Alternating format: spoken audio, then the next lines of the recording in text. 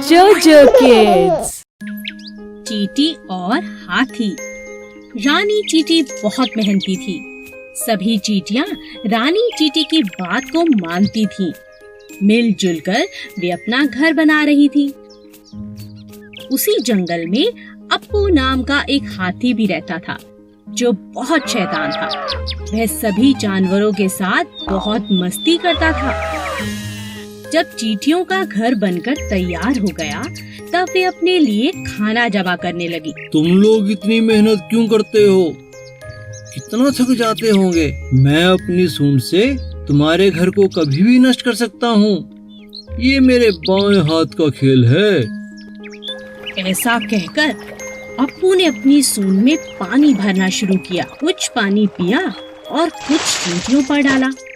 रानी चींटी को बहुत बुरा लगा।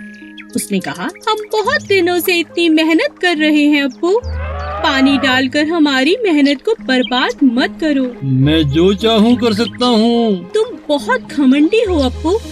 हम सभी जानवरों को मिलजुल कर जंगल में रहना चाहिए। हम सब एक दूसरे के काम आ सकते हैं। तुम इतनी छोटी चींटी, तुम मेरी कोई मदद नहीं कर सकती। कुछ दिनों बाद जंगल में एक शिकारी आया।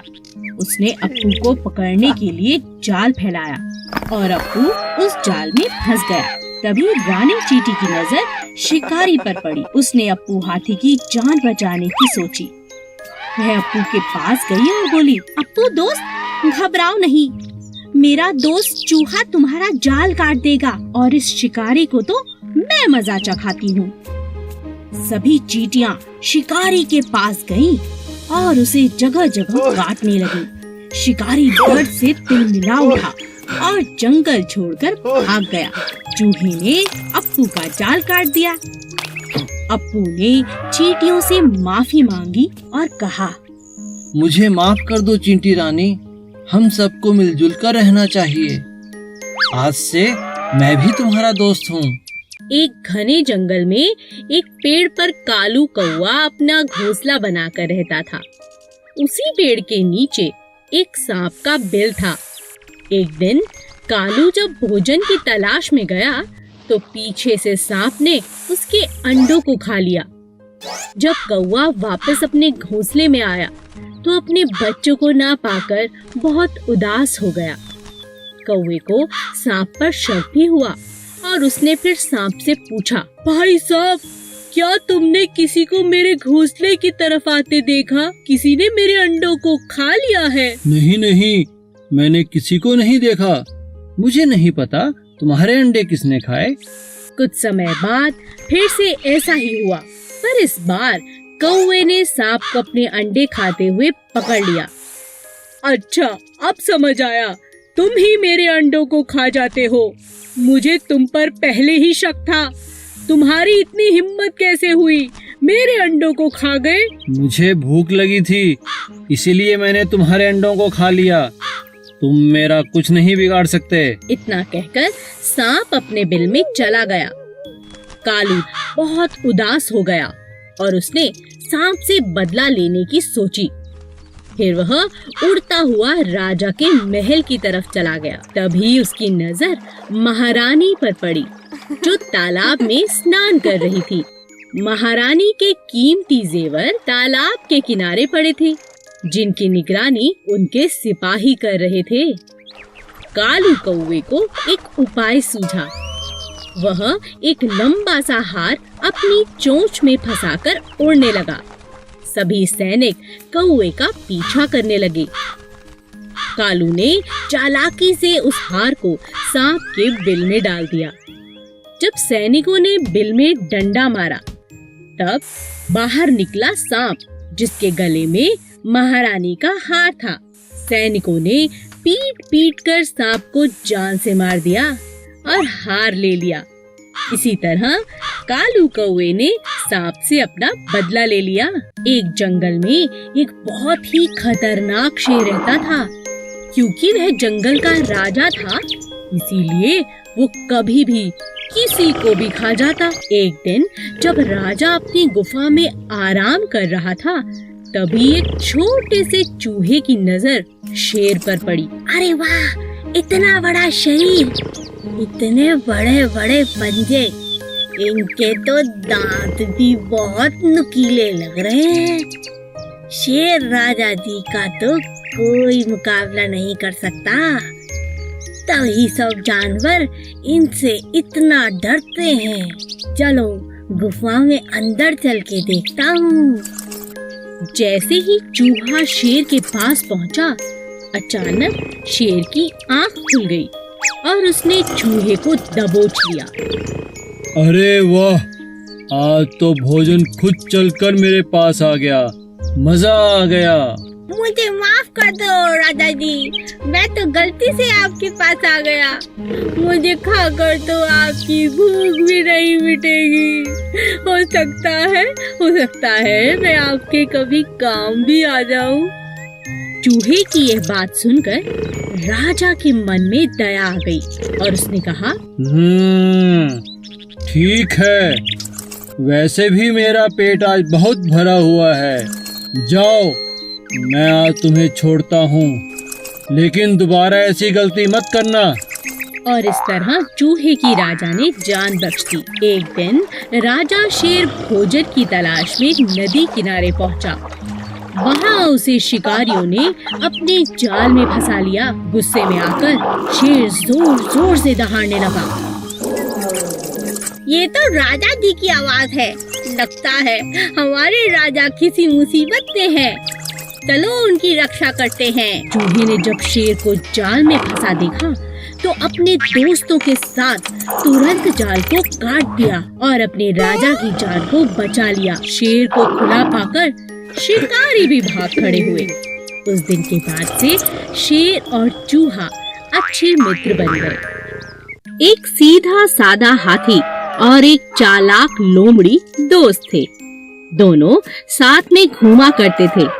एक दिन वो दोनों भोजन की तलाश में जंगल में इधर उधर घूम रहे थे कि रास्ते में उन्हें एक शेर मिला। आओ, मुझे तुम्हारी ही तलाश थी। अब तुम दोनों में से एक मेरा भोजन बनेगा। यह सुनकर हाथी बहुत घबरा गया। उसने लोमड़ी से कहा, तुम शेर से बात करके देखो। ठीक है।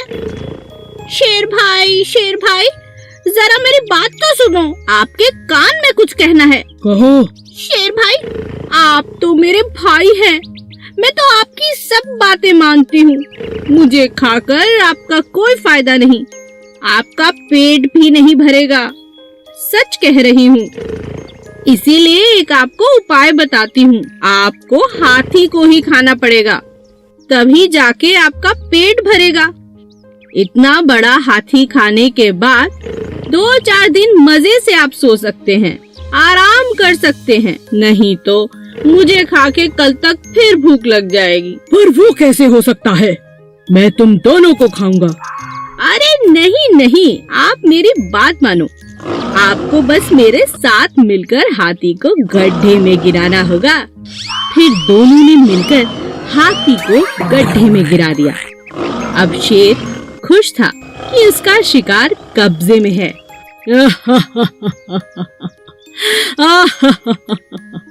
अब तुम इधर आओ चालाक लोमड़ी। खुद को बहुत चालाक समझती हो। अपने प्रिय दोस्त हाथी को भी मेरे लिए धोखा दे दिया। ऐसा कहकर शेर ने लोमड़ी को अपने पंजों में पकड़ लिया और उसे खा गया, जो दगाबाज थी। एक गांव में एक किसान रहता था जो बहुत ही दयालु था। गांव के पास ही एक घना जंगल था जहां बहुत सारे जंगली जानवर रहते थे। इन जंगली जानवरों को पकड़ने के लिए शहर से शिकारी शिकार करने के इरादे से वहां आते थे। एक दिन शिकार के दौरान शेर को शिकारी का तीर लग गया, पर इससे पहले कि शिकारी शेर को पकड़ पाते, वह भागकर किसान के घर के आगे बेहोश होकर गिर पड़ा। किसान ने जब घायल शेर को देखा तो उसने शेर की मरहम पट्टी की और साथ में भोजन भी कराया। कुछ दिन बाद जब शिकारी दोबारा जंगल में आए तो वह उसी शेर को पकड़ने में कामयाब हो गए। हमें शहर तक पहुंचने में 2 दिन लग जाएंगे। शेर तो मांसाहारी होता है, क्यों ना इसे जंगल से कुछ शिकार करके खिला दें। हाँ हाँ, ये ठीक रहेगा। तभी शिकारियों की नजर लकड़ियां काटते हुए एक किसान पर पड़ी। यह वही किसान था जिसने शेर की मदद की थी, उसकी जान बचाई थी। शिकारी ने जबरदस्ती किसान को पकड़ा और शेर के पिंजरे में डाल दिया। सुनो शेर, अब यही तुम्हारा भोजन है, इसे खाओ। शेर बहुत गुस्से में था और भूखा भी, लेकिन जैसे ही वह किसान के पास पहुंचा, उसने किसान को पहचान लिया और उसे चाटने लगा। एक इंसान और जानवर की ऐसी अद्भुत दोस्ती देखकर शिकारी हैरान रह गए और उन्होंने उन दोनों को आजाद कर दिया। अच्छे कर्म का फल हमेशा अच्छा होता है। 2 कौवे। एक जंगल में 2 कौवे रहते थे। एक था कालू और दूसरे का नाम था भोलू।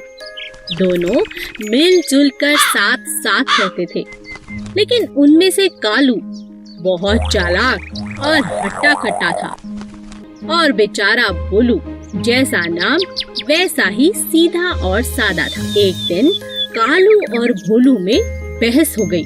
मैं तुमसे ज्यादा हट्टा कट्टा हूँ, इसलिए मैं तुमसे ताकतवर हूँ। नहीं नहीं, मैं तुमसे ज्यादा ताकतवर हूँ, क्योंकि मैं तुमसे उम्र में बड़ा हूँ और ज्यादा समझदार हूँ। दोनों अपनी अपनी बात पर अड़े रहे। कालू कहता है कि वह ताकतवर है और भोलू कहता है कि वो ताकतवर है। बस ये लड़ाई खत्म होने का नाम ही नहीं ले रही थी। तब दोनों अपने बीच में प्रतियोगिता रखते हैं। जो भी अपनी चोंच में एक थैली में कुछ भरकर जितना ज्यादा ऊपर उड़ेगा, वो ही ताकतवर होगा। कालू बहुत चालाक था।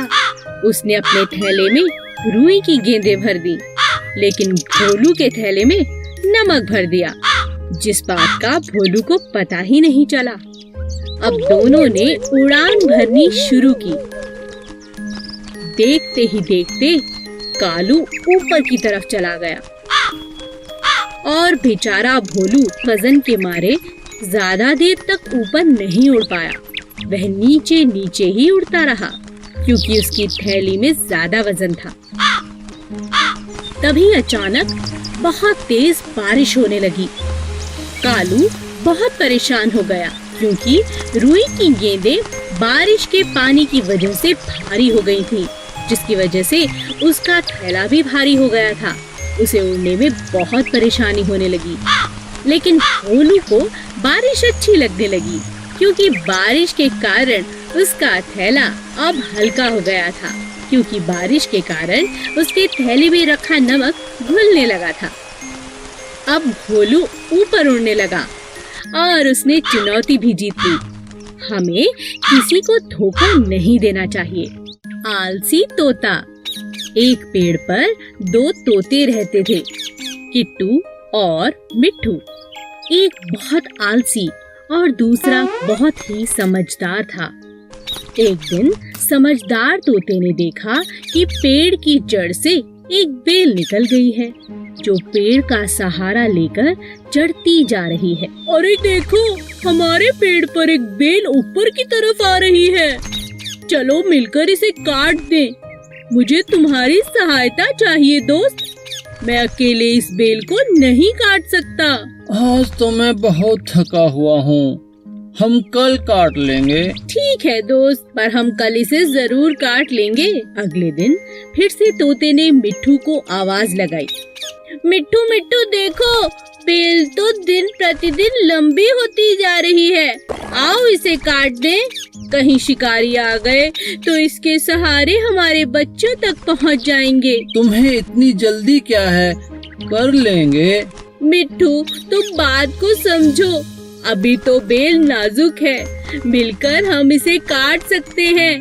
अगर ये सख्त हो गई तो इसे काटना बहुत मुश्किल होगा। ऐसा करते करते कई दिन निकल गए और बेल पक्की हो गई। तोता रोज मिट्ठू को आवाज लगाता, लेकिन मिट्ठू कोई ना कोई बहाना बनाकर टाल देता। किट्टू तोता अपने बच्चों को लेकर दूसरे एक ऊंचे पेड़ पर जाने को मजबूर हो गया, क्योंकि उसे पता था कि मजबूत बेल के सहारे कभी भी शिकारी आकर उसके बच्चे ले जा सकते हैं। मिट्टू, मैं अपने बच्चों के साथ दूसरे एक ऊंचे पेड़ पर रहने जा रहा हूँ। क्या तुम भी चलोगे? यहाँ रहना सुरक्षित नहीं है। मिट्ठू तोता आलसी होने की वजह से हर काम कल पर टालता रहा। इसी तरह एक दिन जब शिकारियों की नजर मिट्ठू के बच्चों पर पड़ी, तो उन्होंने मजबूत बेल पर चढ़कर मिट्ठू के बच्चों को उठा लिया। अंत में मिट्ठू को अपने आलसीपन के कारण बहुत पछताना पड़ा। Please subscribe.